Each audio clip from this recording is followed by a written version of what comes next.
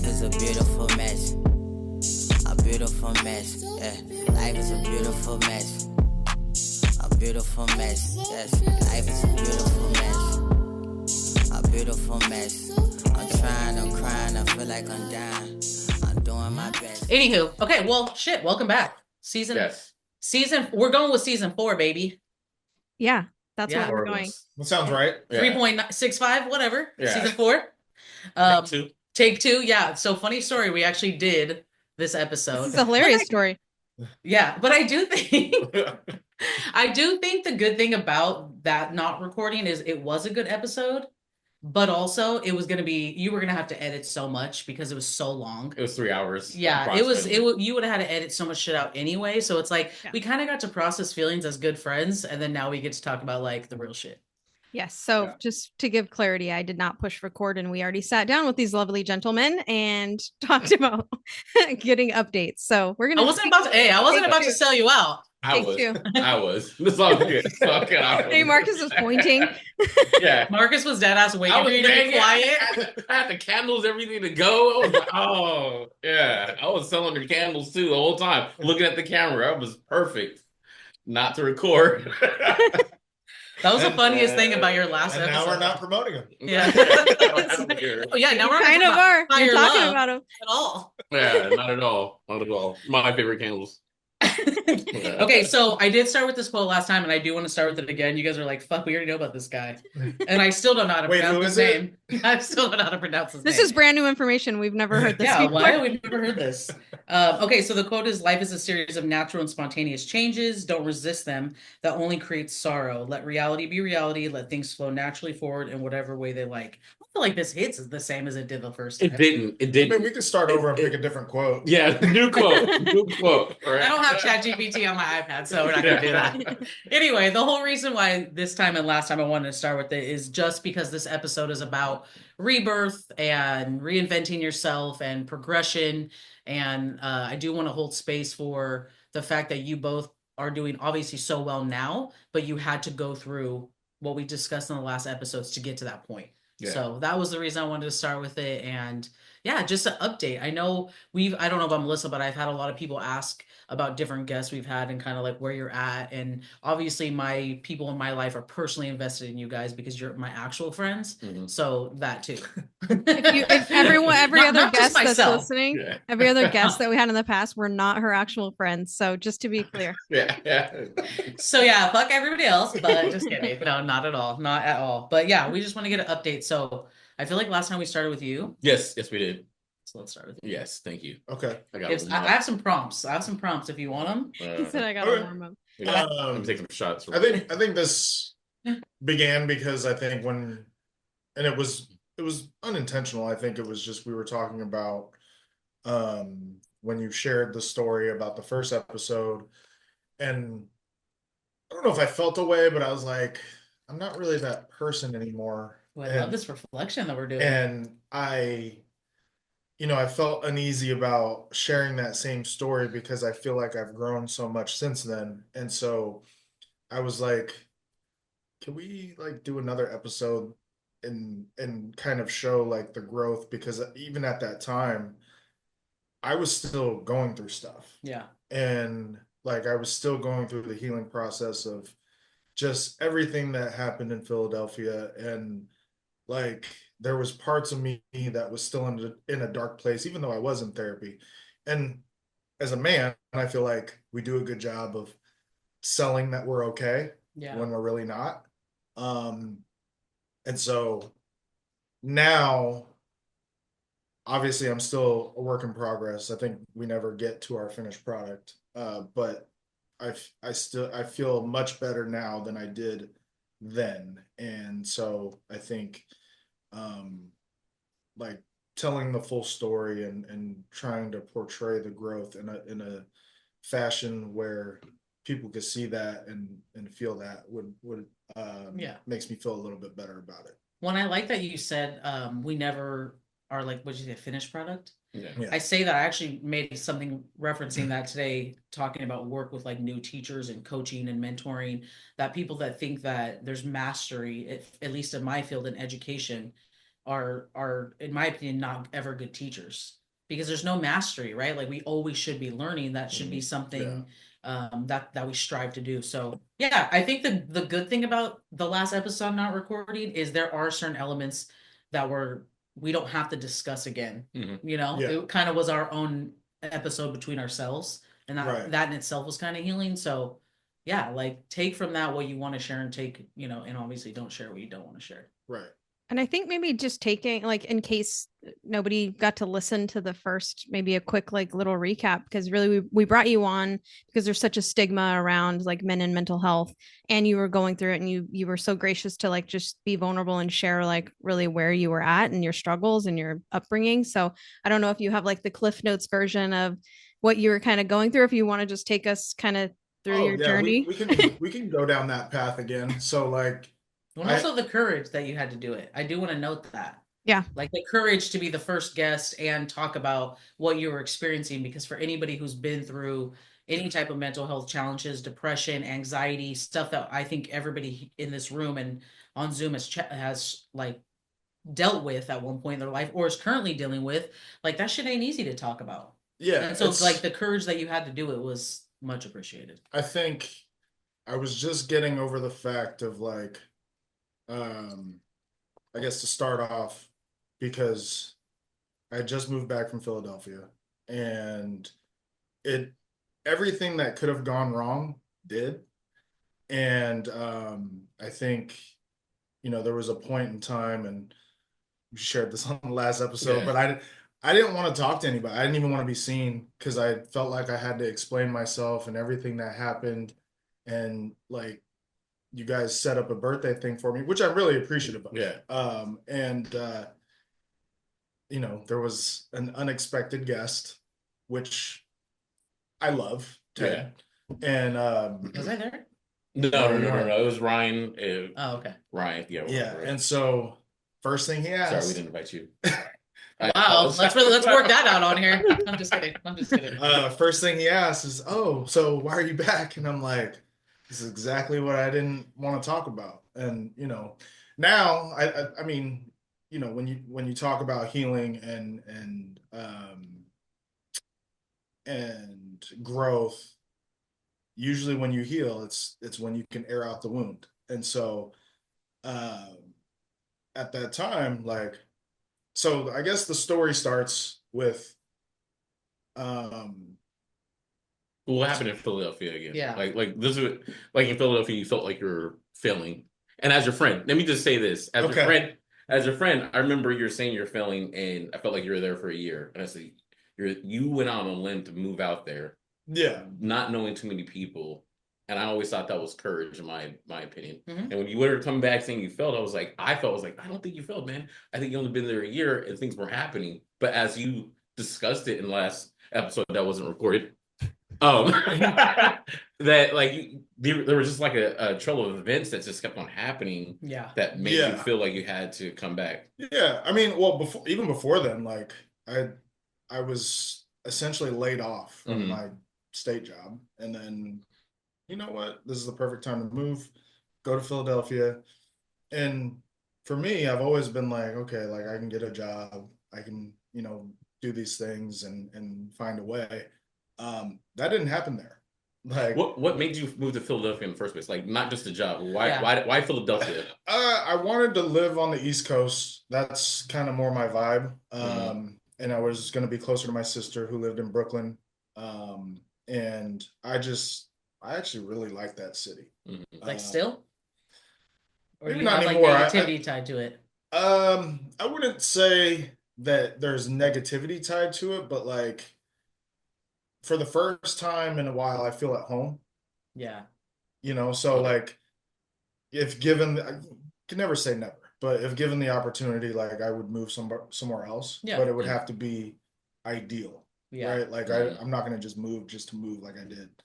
And so, yeah, being there, like I had like a bunch of part-time jobs. I couldn't get any full-time work. And then, with that, like the friends that I was living with, like I kind of just, I felt like they were getting sick of me. And, it's like, well, this stuff doesn't happen overnight. And I was hoping that I would get a little more understanding. So I think I rushed off to get a new apartment, even though I didn't have like the income to sort of support that. So, you know, when one bad thing happens, it becomes a snowball effect. Yep. And so signed this lease, and the landlord was garbage. I remember when you called and told me the story. I was like, "Are you fucking kidding me?" Yeah. So like, the apartment wasn't ready. They kicked out the previous uh owner renter Yeah. because they, I don't know, for whatever reason, the lease was up and they were month to month, and they were just like, they probably wanted to raise the rent. And so Yeah. they It was a money grab. right. So they did that. I move in, the apartment wasn't ready, and like it smelled like lacquer, and I was like getting sick. And so I told them that, and I was complaining a lot, and they didn't even have the key to the front door. Like it was a shit show. And so I kept complaining. They didn't care. And then one day I came home, and like all the blinds were broken, and the person that was in charge of like the rental property, he was like, I hope everything's okay. And I was just like, huh, I can't prove you did this, but I know you did this. You're like, "Doug, why would you even reach out to me? You fucking know they're not." Yeah. So then I also found some of my stuff in the toilet, and I was just like, okay, so this is what it is. Or you didn't get drunk that night, the night before, or anything like that? I didn't have any money to drink. Okay. Yeah. So then, yeah, that happened. Then my grandpa died. We go to the Philippines. I come back, and you know, I visit my sister in Brooklyn. I go to church with her. I'm basically praying for a miracle, and God was like, "You're going home," Yeah. Yeah.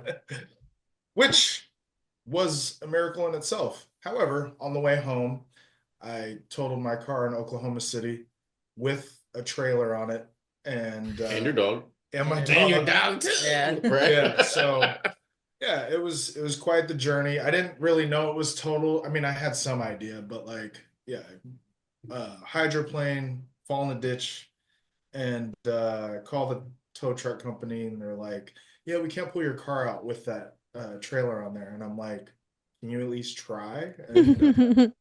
And they're like, yeah, it'll be $100. And I'm like, okay, that's all you had to say. Like, slip me the candy, Yeah. bro. Like, I'm done. Like, here Yeah. you go. So we pull my car out, no power steering. So I'm driving, I don't know how long that is, but from Oklahoma City all the way to Sacramento. Did you with no feel power yoked when you got steering. back? You were Yeah, like, Yeah, arms- yeah, out hey, before arms, yeah. man. Those Out- small like, arms, yeah. these are like, Holding on to Yeah. your life, man. Yeah. Right. Yeah. And so yeah, that was quite the drive. But I get home, and I'm just like, I mean, COVID was probably the best thing to ever happen to me, just because it was like I needed time to process everything that happened, and being trapped at home was like perfect for that. Um, I'm sorry for all the people that were lost in that, like, but I think for me, that was my time to just kind of reflect on everything that happened and attempt to heal, Mhm. because I was at home with no job, like, so that means no health insurance, which means no therapy. And so I'm just stuck there with my thoughts anyway. And I'm just like, you know, I'm heartbroken and sad, and I'm trying to figure everything out, and working on my plan to bounce back. And even in the midst of it, like, uh I there was one friend who I no longer talk to, and this person said to another friend, yeah, he's in a dark place again, I don't want to pull him out. And I was just like, and I heard that, okay, first of all, you've never pulled me out of a dark place. Yeah, that's discrediting the work you've done. Yeah, secondly, you don't ever have to do it again. Mm-hmm. And so that was kind of the moment where I like sort of snapped out of it and was like, okay, I got work to do. Yeah. That get back. Wait, Yeah. question though. So we don't have to like touch on this if you don't want to, but what is your relationship with the friend you lived with? Is there any relationship? And also, did you guys have any type of like connecting conversation where it was like, were they honest in saying, hey, maybe we didn't think it would take this long, or like, we're ready for you to get out. There was Like, always like subtle jabs so along no, the so no way. direct communication. Yeah, Just childish shit. and like, and it was only one person that was doing it. Yeah. And so, and like, if we're being fair, we never discussed how long I'd be there. Yeah. And we never discussed the plan of attack or like what it would look like. And so for me, like I understand that one, you can't live there forever. Yeah. And two, like you just you go with what's in front of you. And I couldn't predict, Yeah. when I was going to have a full-time job I mean, I was there a year and Yeah. it sucks and it didn't work out, but at the same time, like everything happens for a reason. And if you're patient and you work hard, everything will work out. May not be the way that you view it. I think more often than not, it's never the way you want it to. Yeah, but like like all that weird shit that they say when you're a kid, your parents say, I'm like, why is this true? And why do I have to admit to my mom that she was right? yeah, because Oh, good. sorry, because I was gonna say if we're being completely honest, the life I wanted there, I ended up having here. Damn. Can I ask you, have you like prior to like the Philadelphia, did you have like did you experience other like times of being depressed, like depression or anxiety For sure. or however you want to like bundle that up? But Yeah, like, and I couldn't tell you why it happened. I still am like searching for those reasons, but um one one time was like after my first breakup with my probably longest relationship. Um and you just don't know what's happening. Like and this is the first time like being in love and going through that. And so like when you do break up and like the dust settles and you realize, oh, they're not coming back. Like this is over. Like that was a really hard time for me. And so I think at that moment, like I feel like when you're depressed, like there's just a lot of questions that go unanswered. And Yeah. and you're trying to work through them. And I will say this, like it usually happens when trauma occurs, right? And you're trying to sort through your thoughts and figure out, okay, one, why did this happen? And two, how do I get through this? And without the professional help, like it doesn't really work out. And like sometimes I think we talk about this on the last episode, not the one that didn't record, but the one, Bang, bang. but the first episode, The original. yeah, the original episode where um you know you have friends to talk to, and that's cool, but like sometimes the friends that you talk to, like they kind of enable you because, and it's not a bad thing, like They love you. yeah, they love you, so like it's you they're always going to be on your side 100%. so like sometimes you need someone that doesn't know you, that you have a clean slate with, that doesn't really know your history, you share that stuff with, and they talk you through those things, and talk through like the trauma that happened or the boundaries that you need to develop, because like a lot of this stuff is like relationship based too, so yeah. Do you feel like therapy for you was enough? Do you feel like therapy, I don't know if you're currently in therapy, but do you feel like therapy for you is enough to battle your depression? So I am currently in therapy. No, it's not enough. Like, and I have this process now where like I work up earlier than I need to every day because I need to like journal, I need to pray, and then I need to go for a run and then stretch because like my body's not the same. I'm older now, so like after I go for a run, I'm like sore as hell, and then like if I don't stretch, like my back is jacked up, and then I can't repeat the process. So like um when you're dealing with depression, you have to find your processes and you have to figure out like, okay, what works for you and what doesn't. Um, and um, and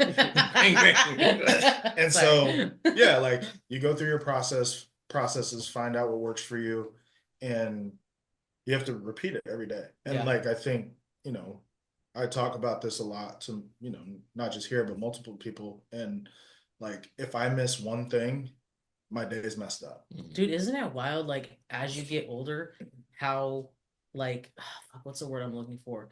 How imperative it is to be on point with your routines. Yeah. Like I really, obviously somebody working with kids that, you know, with ASD, like a lot of what I do is routine every day with my students. It's how we teach, especially my age group.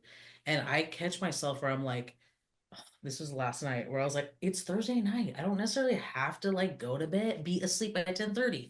It's an easier day typically on Fridays. It's, in a sense, it's like more dealing with adults than kids sometimes. No.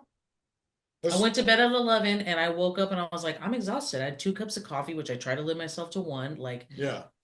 That's the other thing too. Like I change the way I eat also. Like it's because especially somebody who loves to eat food. I love to eat food. Yeah. And so like I can't eat like an asshole like I know. That's like the baseline of our friendship. Yeah, like so. You already like, right before we started recording, by the way, he was like, "Where are we going to eat after this?" I know, like that's our thing. Like, yeah, so like it's one of those things where like I love to overeat and you like, don't say no. Yeah, now he's going after thirds. Okay, let's just say that. Now I'm like, all right, like I get one of those a week. Yeah. And now you're going more plant-based, correct? Yeah. That cracks me up because before that, I used to be like, hey, would you like this pasta with some like maybe bell peppers? And it's like, it's green? No, I don't want to taste it. Like, before, literally, like, you think I'm lame. Like, I saw him eat pasta and he would just eat around everything. But so it trips me out for you to be vegan when I'm like, hey, you should probably eat these veggies. Like, nah. Wait, you're full on vegan now? Well, not. I mean, I did use almond milk. I did use almond milk in your shit. Thank you, I appreciate that. I'm not full vegan. Like I have a cheat meal every week, but like I have to go vegan vegetarian or else like you're like Melissa basically. I feel terrible. Yeah. Swear. Like it's true. Look at her. She's fucking stunning because she's been eating vegetables her whole life. I've been stressed all week, girl. Thank you. No, but I do think that like she slams a high noon. I know. I'm like I do feel like some people need more meat in their diet. It's like we have to just figure out as we like get older too, what does our body actually need? And you can tell, right? Because you feel like shit when you eat certain things. And then when you are, I actually don't like telling people that I'm like, I've gone that route because it's like, oh, you're one of those now. I know. Yeah. No, it's true. Yeah, I know. I'll tell you my best advice I tell people, don't say shit about what you're doing unless it's like over a year. Because someone is going to have something to say. Yeah. Like, or they hold you accountable. And I'm not, and the thing is like, I'm not full vegan / vegetarian. Like I just, I limit my meat intake. My bad. I just you know. You outed me. I outed you. Yeah. Damn, you said we were eating food. I was gonna say steakhouse. I'm just kidding. My bad. That was me. No, I think whatever you have to do to check yourself, obviously too, that shit changes. Yeah. What the things that I needed for my mental, my physical, my emotional in my 20s is very different than what I need in my 40s. You know? mean, yeah, you said something else too. Like I have to go to bed by 10. Yes. Like, or it's a wrap. That was my main goal this school year, to be asleep by 10, up by 6, to do certain things. Because I will tell you, one thing about my little sister I look up to the most is she's a very routine person. And when she's off her routine, like even having a baby was very off for her. We just had a really good conversation about this a couple weeks ago, where she was like, I wasn't used to being in the body that I had as a pregnant person, as a post-pregnant person. Mhm. She was wearing clothes that fit me. That's never been the case. I've never been smaller than like maybe 2 sizes that I am now. So she was like not used to that. And she's, but in saying that, she was like, I wasn't getting up and stretching like I would always be like, why do you get up at like 6 a.m. She has to. when we work at 8, and Amanda's an old soul, so it's a little different, but like she'd always be like, sister, I have to do that for my joints because she's like a longer torso, a lengthier person. She's like, I have to stretch my body fully. I have to get up and wake myself up. I have these routines I do to go to good for what I do. And I was always like, okay. And now in my 40s, I'm like, how am I understanding my little sister who's 11 years younger than me more now than I did as normally the adult? I've always been the adult to her. Because you got away with it. Well, we all like different faces too. And at some point, you stop getting away with it. Yeah. And that's what happened to me. And so I'm like, oh yeah, I can't eat meat every day, just meat all day long. And now I'm like, I was Well, you were a fucking caveman before. Yeah, I was straight up, Swanson. straight up, like dude, you straight up. Swanson. And so like his bread, his sandwiches were meat. Yeah, he just woke up and there's like a turkey leg next to his bed, like in the middle of the night. He was like, I'm hungry. I was an idiot. And then at some point, you're like, okay, like I should probably eat some vegetables. Do you do fish at all? Like, are you like more pescatarian, or is it more just like strictly plant-based? I mean, I when I eat like those types of proteins, it's on the weekends. Was there a wake up call that makes you do that? The doctor. The doctor. Men don't know the doctor either. But, Dr. Dre. Or... but my girlfriend told me. I mean, she's a nurse, so she's like, get your shit together. Yeah, go to the doctor. And so I did. Got blood work done. They're like, yeah, you should probably change your diet.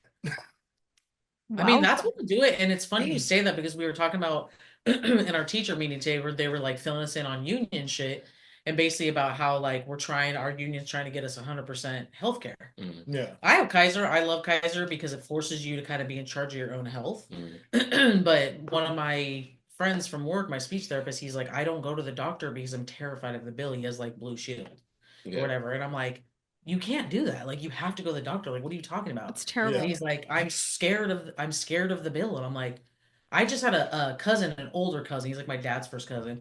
He's older. My dad would have been, I mean, fuck, who knows? My mom's 65. My dad would have been 66. He's probably 68, 69. He just passed from cancer. He started having back pain in July, and that quickly he died when they were like, you have terminal cancer. He hadn't been to the doctor in years. Yeah. Didn't want to go. I have pain. I don't care. I'm afraid. I feel like the more frequently that you go, like your bill will be less. 100%. Like, and the sooner. Dare I say health is wealth? Yeah. The sooner you go. No. Honestly. I postponed it too. Yeah. I go all the time. Therapy, but I go all the time and my bills are not cheaper. Dude, I go all the time. I have an appointment in like a week. I'm like, what's up? I'm not sure if it's cheaper or not. I don't know. So. Yeah, this is a good reminder for everybody to get their mammograms who are over 40. That's breast cancer awareness month. I got mine. No breast. What do the boys get? Your colonoscopies? What do you guys need to be working on? Oh yeah. We talked about that the last one. Are you guys doing a colonoscopy? I need to. I don't think I'm at the age yet, but I'm getting close. Hey, do it privately. Is that the one where they sprayed up your?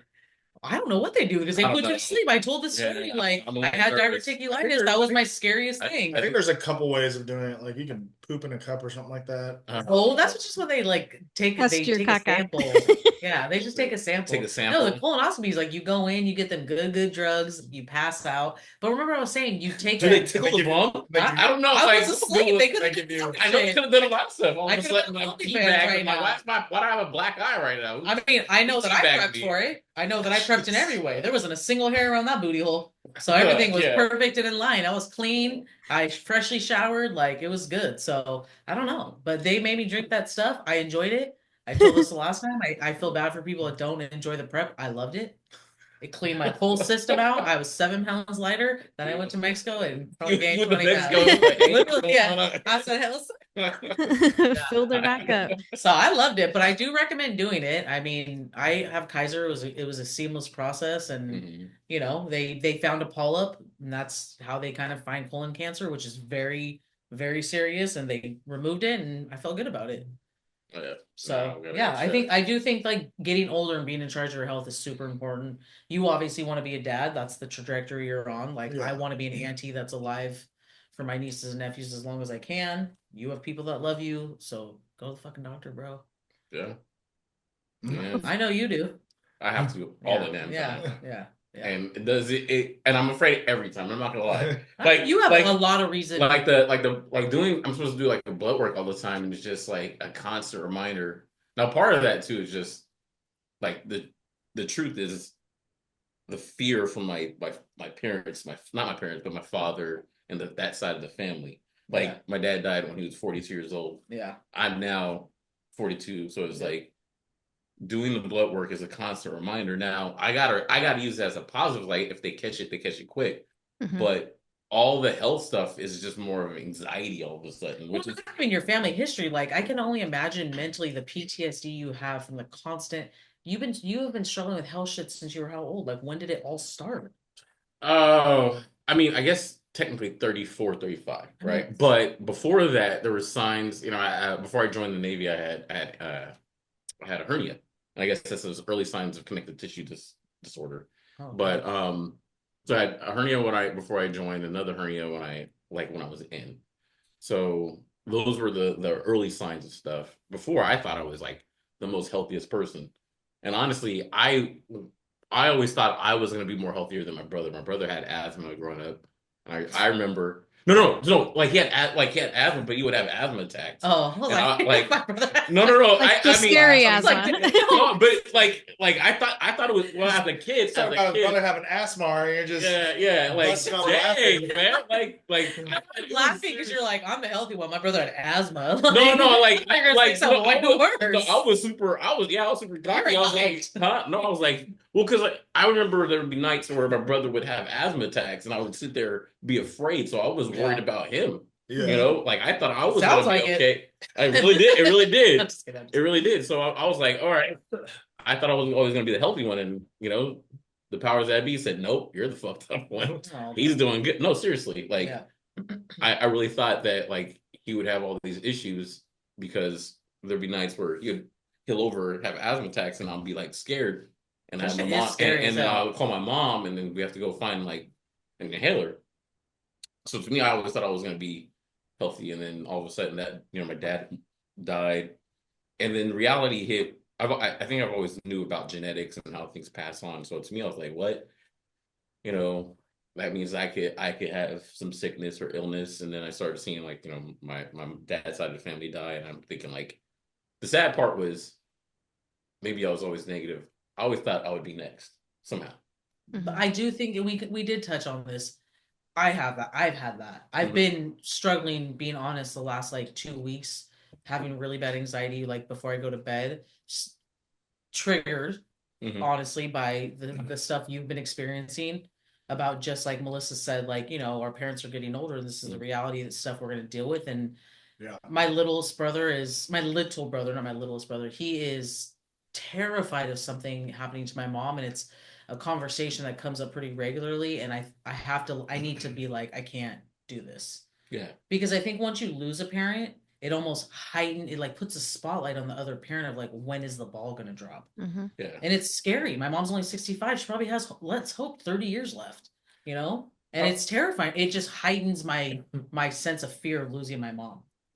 Like Melissa brought up earlier, asking Mark when depression hit. And I started like thinking back, when did depression hit for me? And I don't know. I've always had, I don't know if it's depression, but I always had this awareness of death. But I vividly remember in the third grade, as weird as it sounds, I was at a science project or science fair, and there was a cow's brain. And then all of a sudden, I'm like, okay, cow brain. And I was like, well, where's the rest of the cow? Where's the spirit? And all of a sudden, I remember going home feeling like scared. Like all of a sudden, things were like, what goes on after that?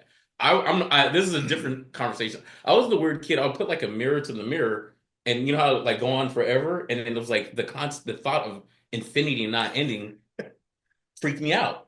Like seriously, that is kind of creepy, actually. I was like, when does it end? Like the not knowing, freaked me out. And it sounds really. I know people are laughing or whatever, but to me at that time, no, it makes sense. It was like like this constant fear of like what happens. I don't get it. I Yeah. don't Yeah. get what happens when it ends. That you know? reminds me of like, when you go to the mall, I don't know if people still do that, but like you go in the dressing room and there's like a mirror back to back. And Yeah. you see Yeah. the reflection.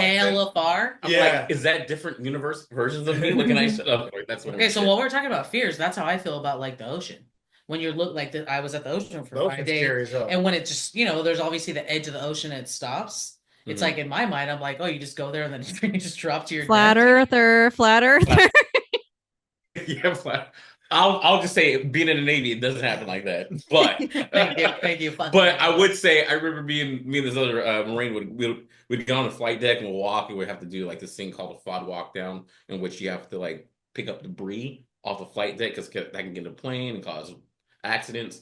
So we'll go, and at the end, every time we get at the end, we'll look out to the ocean and we think, damn, how did they get there? How do they do it? Like people before us that didn't have internet, people before us who had to figure out how to get to different islands just by looking at the stars. We'd be amazed by like how they figure this out. Yeah. Then we think like how many, even now, just not internet, but like how many deaths happen for us to get to where we're at.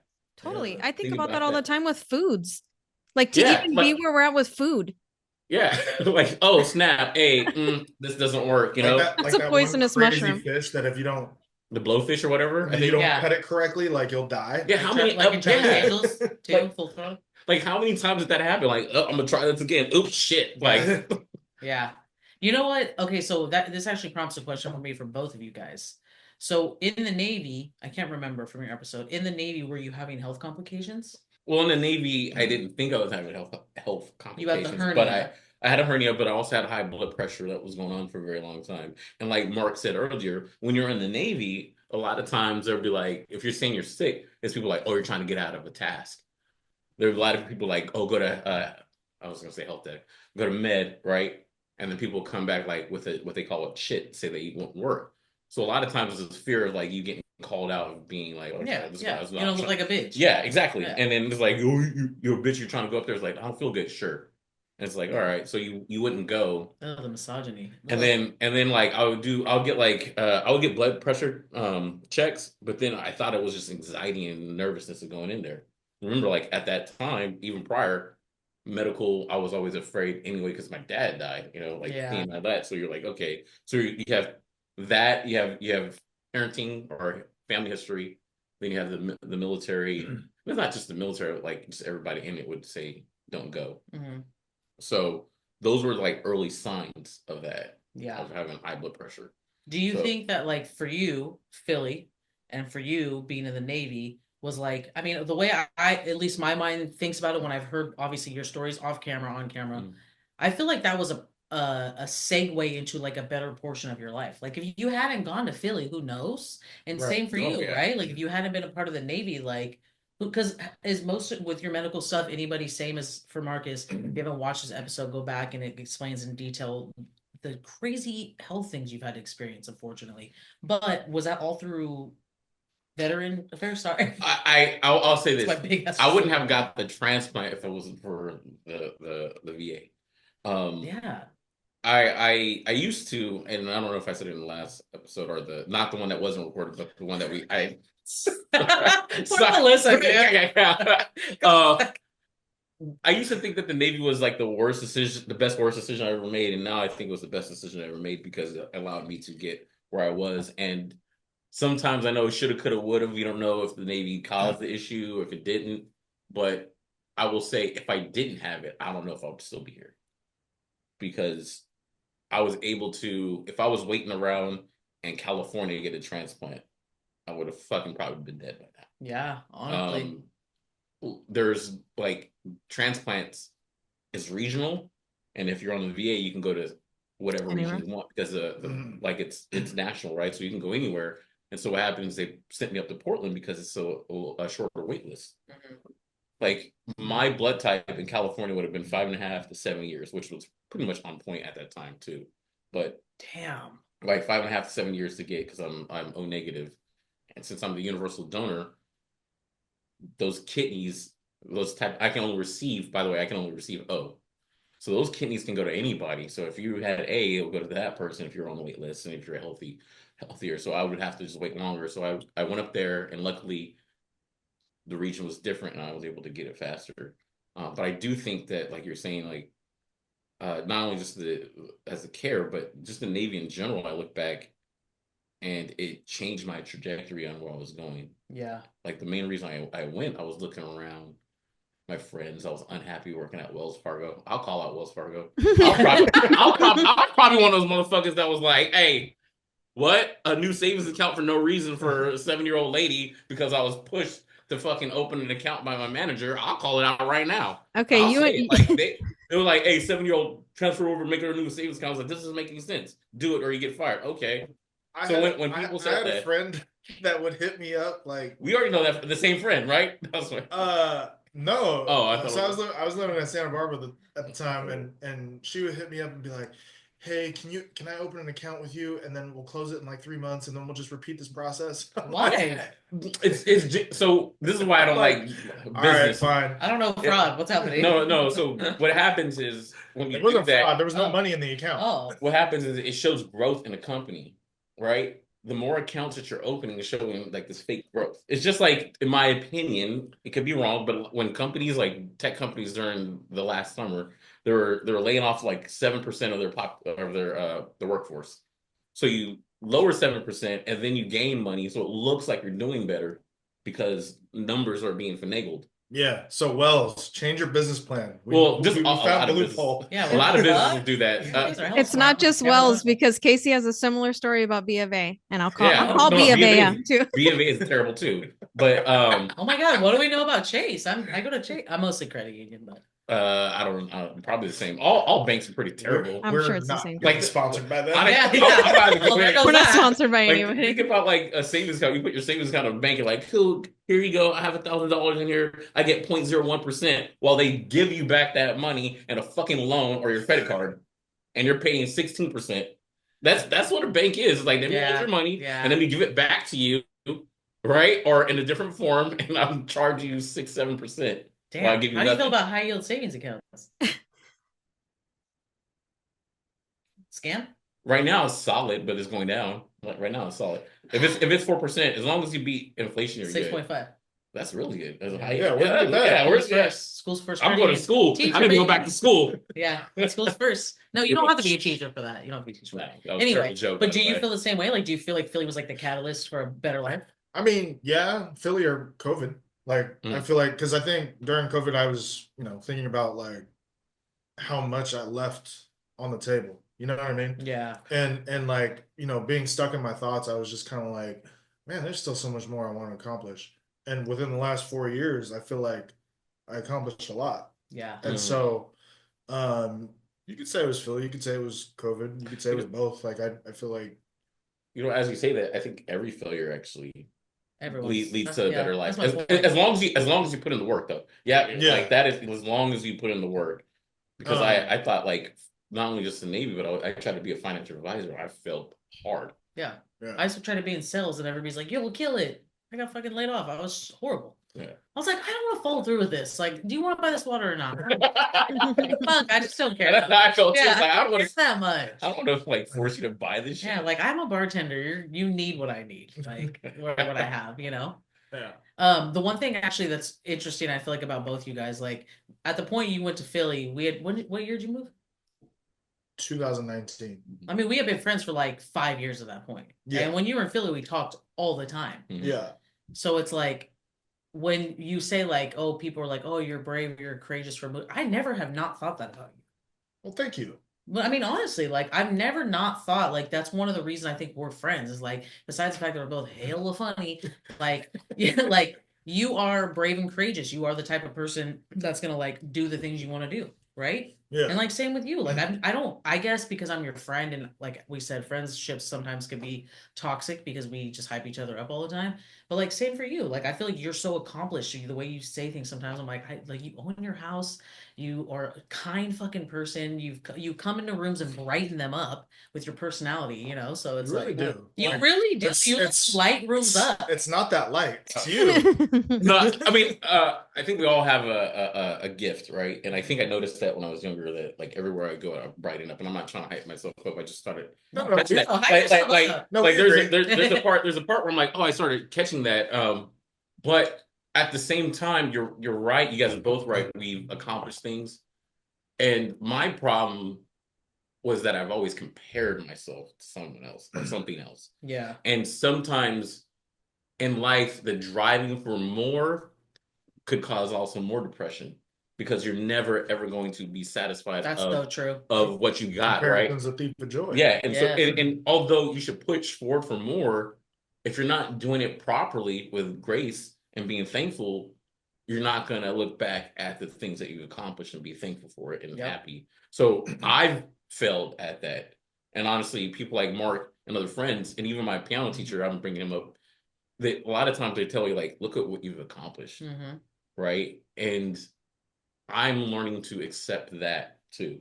Now I'm like getting to a point where it's like, I've done a lot. And when you start to do that and believe that, and you believe you don't have to prove anything to anyone else. Can we also say though, like on record, giving yourself grace, you've had to deal with health wise, and again, rewatch his episode, you've had to deal health wise with shit that some people will never, like multiple large incidences that people will not have to deal with in their whole life. So how, like being able to just be like a good human being and deal with your mental health while like, I don't, and you can touch on this because I know we touched on a little bit, like potentially dealing with like the internal grief of like, I could not survive this. Yeah, Like a mind fuck in itself. I mean, that's probably that's the main reason why I'm polite and nice. I always think of it like this. There's people who believe in God, people who don't. Mhm. I believe that there's a God, but I still have questions. Of course. And I say that because I look at it like this. If you realize, just say there isn't God, and this is the only time we have, and we're the only living things in this vast galaxy, then we're rare. Yep. And if we look at that and we treat each other with respect and understand that somehow in this grand scheme of time, we are put on this earth together, let's appreciate each other. No, but I know but the thing is like, as I say that, it's like, of course we can throw it away, but I think to myself, it's just appreciate people because we don't know when we're going to see them again. Yeah. I had another friend tell me we're dead longer than we're alive. And that hit me like, that's the truest statement. Damn, right? that's true. I never, ever heard that. We're But dead it's so longer true. than we're alive. So appreciate people now. Mhm. And at the same time, I've lost so many family members, which also probably been a bad thing, meaning like I've held on to people too long. I've held on to things too long because of that grief and knowing that you won't see someone again. That is something we kind of touched on the last time we talked. I think we've talked, held on to people that maybe weren't honoring you as a human being. Yeah. And it feels different. It feels different that you're not doing that. I'm trying to get in the habit of letting go of that. Yeah. Because at the end of the day, some of that has to be self-respect of myself. And you don't have to cut everybody. No, you don't. No. You just put them in a position of where they should be. Like, meaning that you can still love at a distance. Yes. Right? Yeah. Like, hey, yes, I appreciate what we've had or went through to an extent, but I need to keep you here. Yeah. Because either you're causing more pain. I'll bring it up again. The Tupac quote. I want to see you eat, just not at my table. Yes. Yeah. So, yes. I'm not gonna lie. Sometimes I'm very bitter. I don't want to see him eat. Oh, I'm like starved. But starved. But that's what I'm. But then I'm like, is that the starved? No, I stand on that. I stand on that. I agree with that statement, but I stand on there are categories of people in my life. There's the people that like, I don't give a fuck. I will piss on you if you're on fire. Real heavy on that. And then there's the people that I love so deeply that I have held on too long. And typically those people I finally let go end up in I wouldn't piss on you if you're on fire. But like, you have to understand that a part of life is allowing people to leave when the time is. And we did touch on this last time. For me, and this is my trauma response, chaos was like my comfort. And every time somebody would leave my life, it would be a fight. And it's like, because I was trying to hang on to something that like deserved to leave because of something I did, or deserved to leave because of something they did, or just it was time.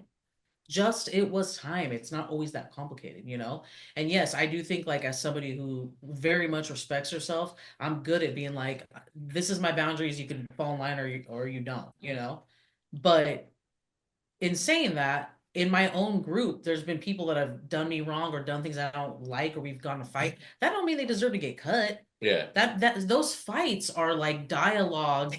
Those fights are dialogue for boundaries, right? You know what I mean? Like those fights are open conversation to be like, hey, I didn't like that, but I love you and I know that was a blip in the universe. If we gave up on everybody that wronged us at one point or did one thing in a 10-year friendship or love, like we wouldn't have anybody. Well, That's we'd true. be surrounded by superficial people, Yes, right? Like man. that's Right. the problem is we would be surrounded by the wrong type of people too. So I think there's a healthy balance, but that's part of evolution too. And like us evolving as humans is we go through different chapters and Mhm. they people serve purposes for us and we serve purposes for them. And then sometimes those chapters end. Yeah. Yeah. Well, I think the gift of friendship that Melissa's giving me has been to not only love me through shit that I know she's been at home like I fucking knew this was gonna happen. This bitch made this choice. I see it every time, and she don't hold back when she says I told you so. But no, she doesn't. But like, you know what I mean? I think that's the gift of unconditional love and friendship where people won't agree with your decisions, but they're gonna allow you to the dignity of your consequences or the dignity of the outcome. Mhm. Because we see things, but also in being a friendship, like sometimes you don't see shit and it makes sense eventually. Yeah. You know? I mean, yeah, because I think at the end of the day, like, I can't prevent you from doing something that you want to do, Nope. and nor can you with me. And Yep. so that's part of life is living it, realizing that mistake, Yes. regardless of your friend knowing that it's going to be a mistake, Yeah. and then just being like, okay, you knew this. I knew you knew this. Do we need to talk about it? Yeah. Yeah. Yeah. Yeah. Um, It's true. because honestly, like experience is the best teacher. No, And- yes, yes, it is. And like someone can tell you something, but until you actually go through it and feel it and like decide after that thing happened, like, okay, maybe I shouldn't do that. Then that's when you'll learn. Yeah. Because you're like, you can read about it, you can hear about it, but like until you actually go through it, like you're not gonna That's pick the up one on thing it. I started saying a couple years ago because I feel like, well, maybe like 10, 15 years ago, I was very much a speaking absolutes person. I would never do that. I would never blah, blah, blah. And guess what? I ended up doing all that shit. And then I was like, damn, I'm the asshole that I was like shit talking, Yeah. Like you can't speak in absolutes. You can understand what situations I've had in friend groups in the last year. It's not things I've done, not things I don't think is in my character to do, but I also don't know.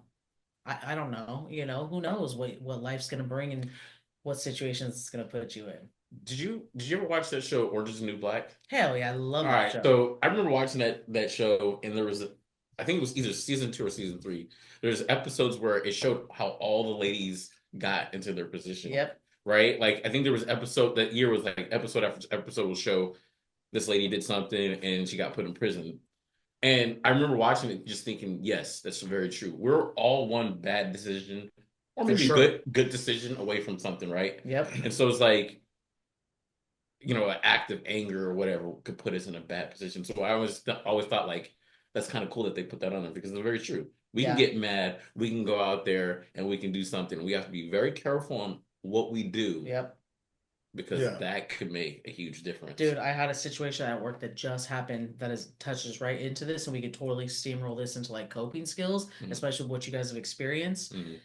And this aligned with me because I'm like, this is my fear about my own personality with like just being pressed. My first reaction is always anger, and I'm in therapy and I'm working on it. And Mhm. me, even 5 years ago, was different from me today.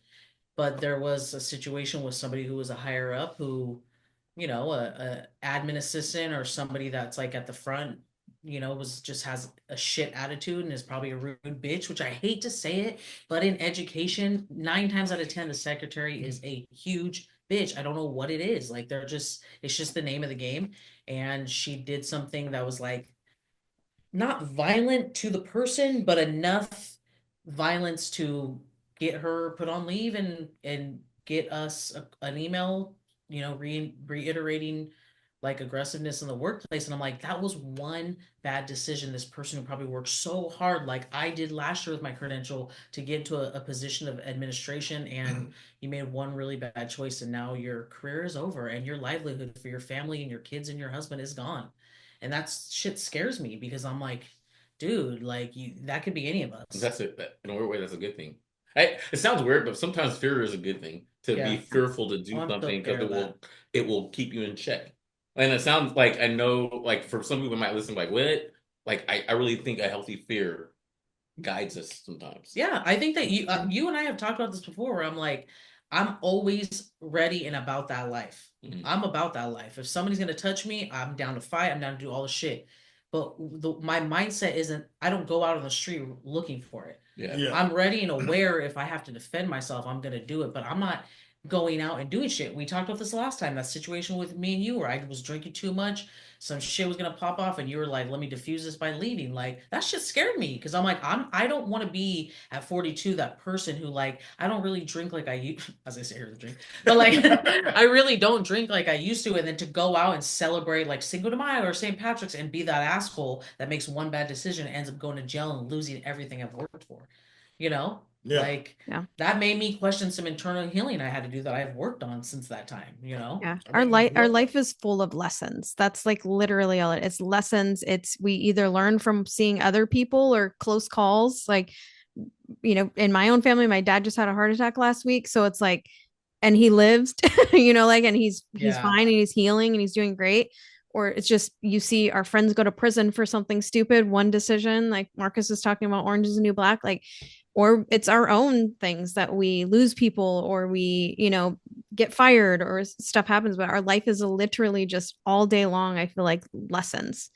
It's like a series of decisions, good or bad. Mm-hmm. You know, as you say that, it's crazy because I feel like, I hope whatever decision that someone makes, they learn that scary lesson quick before they go down a bad path. Yeah. And that sounds weird to say, but what happens is I think some people continue a path. It's a snowball because they haven't gotten held accountable to a certain extent, or something that was scary enough for them to stop. I agree. Right. You know? Yeah.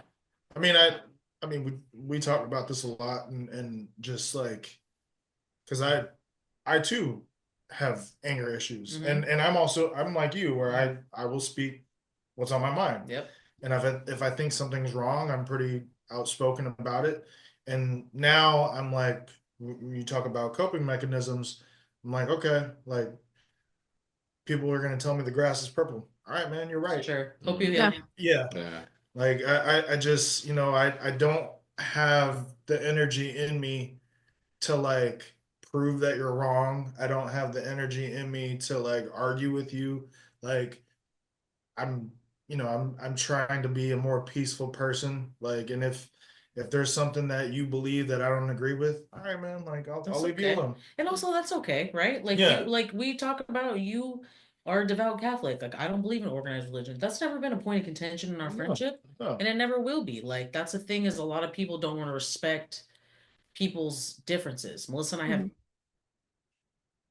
we're not friends because of those values necessarily. Right. We're friends because she's a bitch and I am too. Right. Just You know, it's funny you say that because recently I posted a picture of this model and she was doing the Palestinian. Yeah. Right. And as I reposted it, she was talking about everything that was going on. I was thinking, like, I have a couple Jewish friends, and I'm thinking like, you know, how would they feel? But I came to the realization is like, it doesn't matter to me. It doesn't matter how. Not that it doesn't matter how they feel. How can I say it better? My job is to listen. To the model and what she has to say, and then also to my friends that are Jewish and have that belief, right? To me, it's like, I'm not gonna pick a side. My job is to learn and understand. Yeah. Because two people are having certain ideologies, and two things can coexist, right? Like they both can be right in their own opinion.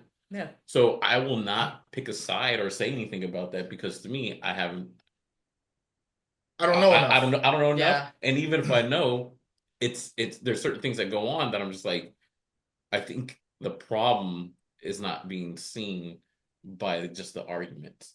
If people just sit there and listen and maybe have someone who doesn't have anything in the fight to bring them together. That's how I look at it. Well, everybody's experiences shape, life experiences shape them differently, the same as you guys. Like, I'm sure what you've experienced in Philly and some of the other hardships has only pushed you deeper in your faith. Yes. Whereas 100%. the experiences that I've had, because a lot of people I've been open, I was raised as a Christian church regularly. My experiences have pushed me farther from an organized religion, you know? And I think that's also the thing of talking about religion is a lot of people assume if I'm like anti-organized religion that I'm anti-God, and that's not true. I just feel like God is everything around me in this room when I walk outside. I'm spiritual, you know? So it's like, and I feel you on that though. Yeah, a lot of conservative Christians or conservative Catholics, they don't want to hear that stuff, and that's a good point. It's like that's not you. No. You know? And I think that's the problem. It's funny, I didn't think we were gonna go down this route, but Let's go. I'm down because it's like I think that's the problem with organized religion in general, right? It's that sometimes they're so headstrong on their belief that they're missing the point. Yeah. Right. Because I've never been that way where it's like, okay, just because you don't believe, that's fine. That's between you and God. Like I don't have anything to do with that. Yeah. Like period. the only thing I can do is live my life the way that I do. And if you see that and you want to participate in it, great, come along. Yeah. But I'm not gonna force it down your throat. Yeah. You know, it's funny because it's actually I'm gonna say this. We have a mutual friend, and sometimes I get kind of offended when like if Mark brings up God or whatever, and this person says like, "Oh, you're a make believe." I'm like, "Hey, it's okay that you don't believe, but don't try to." I won't shit on you for not believing, but don't shit on someone else. Or are they like what is it? Atheists? Yeah. Yeah, I think more it's just like how that person goes about it. I love the person to death. This is how it goes about it. It's like, hey, you can believe in what you believe, but don't like I guess like if like don't yuck my yum. like yeah, exactly. If you believe in something, I'm not gonna try to shit on you. I won't try to talk trash about whatever you believe in. Yeah, like our church is like walking around the woods and writing in journals. So some people don't like. And I've been to that church. And it was really cool. It was really cool. It was really cool. I did church of memory for the three of us. Yeah, that was good. I was like, what is going on? Am I going to die? What about me and Melissa? Am I going to die? Are they going to rob me in this? Is my car going to be charged when I get back because it's cold out here? That's Halloween, dude. Yeah. I feel like with Melissa and I, one of the things that's gonna happen in any trip with us, or mostly moments, which happen, is you're gonna cry. Yeah. We're big fans of the crying. No, yeah, it's good. We'll keep poking the bear. Yeah, we will. I mean, I always want to ask the hard questions, which I think is what prompted this podcast. Like, I don't feel like I'm an interrogator like some people, but the general like connection I try with people, even people I've known for many years, is like I'm gonna ask those questions. I want to talk about that. I'm finding my fuse for being in rooms with people that I can't connect with. It's like gone. I don't have the space for it anymore. Yeah. You know, when I have to talk to you about normal shit, I'm like, I don't know. Like, tell me about your fucking trauma. I don't. I see it. It's like, in order to understand someone, you got to ask deeper questions. Yeah. Right. Yeah. Like, and if someone doesn't want to hold it, just like, okay, or don't want to say it, then it's like, all right, that's fine. But then you can't really connect with someone without like understanding where they've been, who they are, right?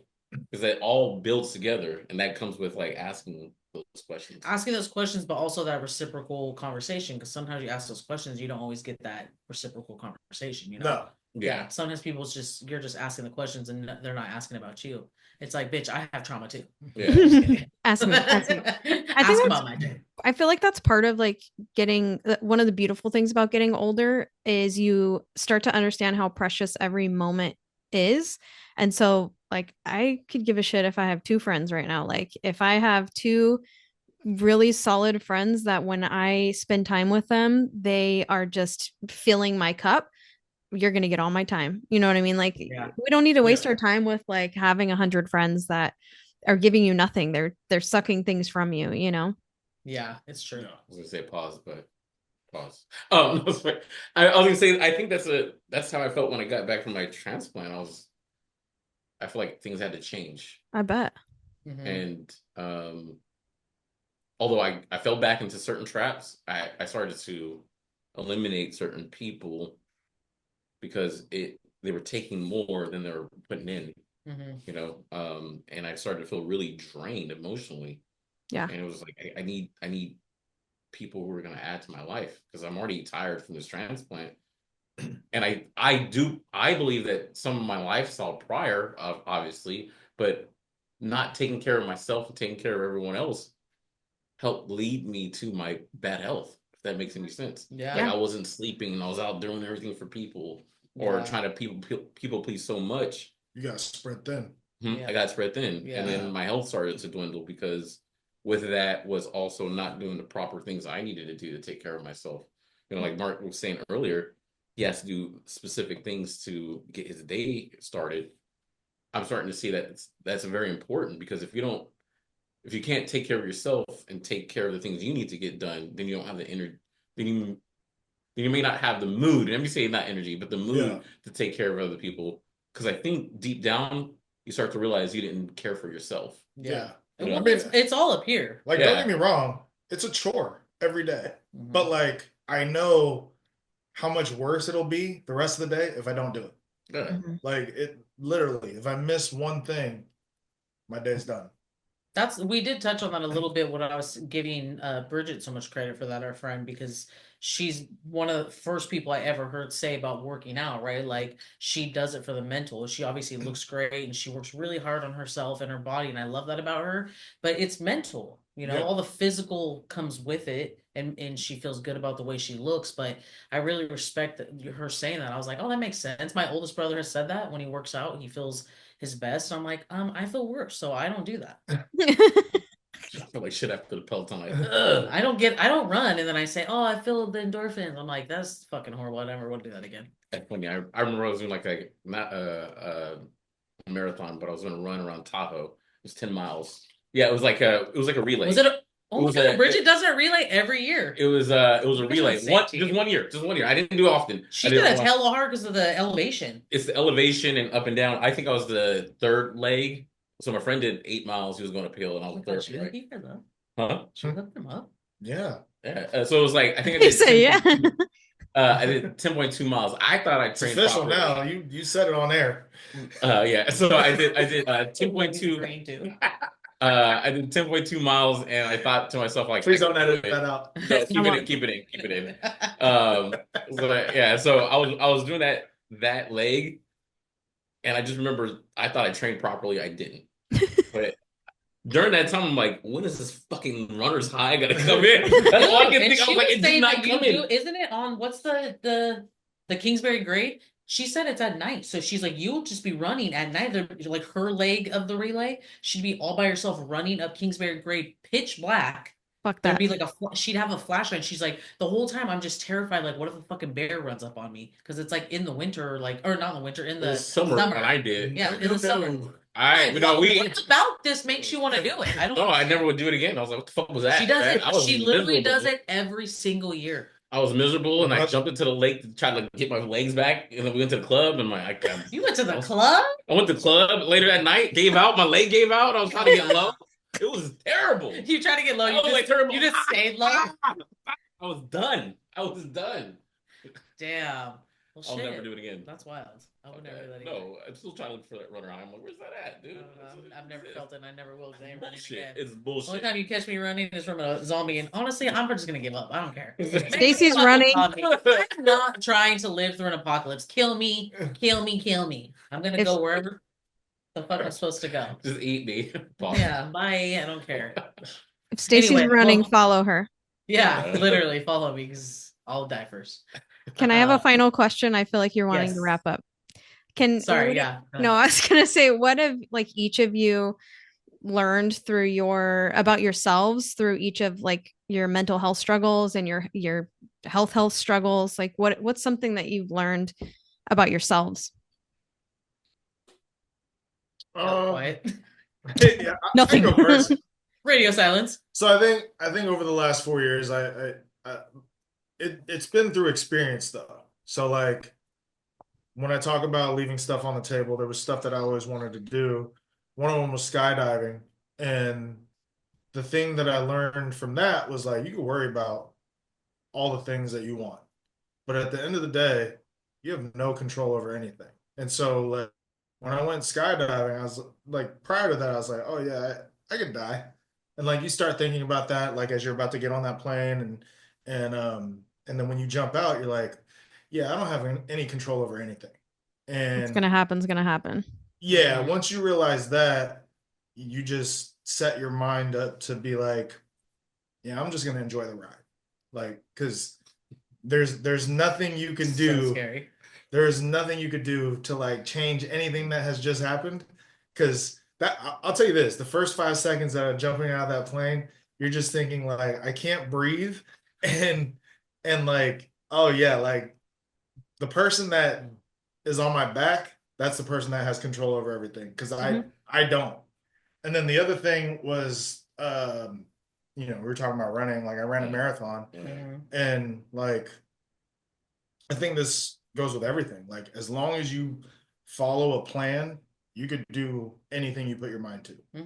Because I'm not a runner per se. Like I played sports, but like never in my life was I like, you know what? Country. I'm gonna run 26 miles. Yeah. I never thought that. Yeah. So it's doable. Oh yeah, that was the Hawaii one that everybody ditched. Yeah, we left you hanging. For the record, I never committed. I No, did that. I'm gonna support. Just like I didn't commit to the skydiving because when you asked me, that was immediate. Hell no. Hell no.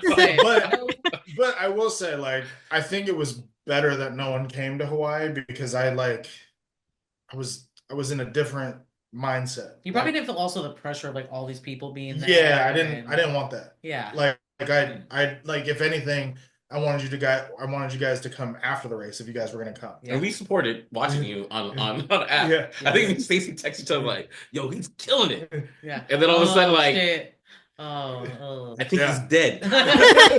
I think he's like something happened. Why is it showing him in the middle of the ocean? Yeah. What's going on here? Yeah. Pulled my calf mile 16 because I was training. When I trained, it was here and it was cold, and so in Hawaii, it's hot and humid, and my body just wasn't used to that. So I walked the last 10 miles, but I finished and I never have to do it again. Period. Done. Wrap. Bucket list. You're a good bucket lister. Am I? Fuck yeah, dude. I feel like your bucket list, like is there anything on it? I don't think so anymore. Honestly. Yeah, I don't think there's anything. Maybe marriage and kids, but yeah, like, literally, I think that's it. You've done everything else you wanted to do. Yeah. All right, sir. Same question. I guess final question. I feel like I'm still learning, but the one thing that I realized lately was I dealt with a lot of things by not dealing with it. Avoidance. There's this perception of me wanting to look like I'm perfect. So sometimes I don't show all my cards. Even talk about it now, it's kind of hard because like for a while, one of the main things I'm doing right now is trying to remodel and paint my home. And part of it was I didn't make my home accepting for friends and people. And some of it was of shame of how I felt like I lived. So some of it was just like I wouldn't do or show this because I wanted to avoid that actual thing. Sometimes knowing not to ask friends certain things because they may tell you the truth because you don't want to hear that part. Yeah, like sometimes you don't want to hear certain statements. So that is the thing I'm learning right now is to try to go at stuff that you might not feel comfortable with, or I might not feel comfortable with, even with work. I'm doing it just because I'm trying to accept not knowing and failing and then learning from it. So that is the biggest thing right now. And surprisingly, I mean, I've been good so far. So like everything we've ever done is pretty good. So why am I afraid? Yeah. You know? Well, what's worse, like the regret of not knowing or failing? Right, as you say it, I'm saying failing, but Hey, because I hate because my bluff. Jokes on you, idiot. It's true. It's true for me, but at the same time, I'm like that's just because I don't like failing. But that was awesome. How dumb was that? Don't you feel stupid, idiot? So for me, I felt like I'm trying to be okay with failing. That's all. That's it. You're trying to be a philosopher. Man, she was like. Stacy does not allow that. What a loser. He said failing. I'm not gonna. I hate it. I think about it. I fucking hate it. This is why I'm the worst coach. Well, just fail. I'll be at my house failing. It's fine. I hate it. I hate it, man. I fucking hate it. Okay, well, I'm not gonna lie at all. We're gonna call this episode failing. Yeah, failing. Literally failed to record the first one. That's a good point. Fear Oh, failure. man. Well, thank you guys. I appreciate you guys coming back and spending time. I know that time is precious, and I failed to record the first one. Yeah. So I appreciate it. Re-record this. Yes. Yeah. Mark's gonna have the most eloquent answers by the third time. And Okay, I've Carl's gotten stage worse. now. I've gotten worse. I'm like, first I'm a little Failing. failing. Hey. No tears this time, Marcus. What's up? Yeah. What? Damn. Hey, she had to have my back. Oh, man. Hey, I got zinged all night with the recording. So, Oh, God. but thank you. I hope Thanks, you guys have Yeah, a appreciate it. lovely dinner together. Thank you guys. A beautiful mess. Yes, life is a beautiful mess. A beautiful mess.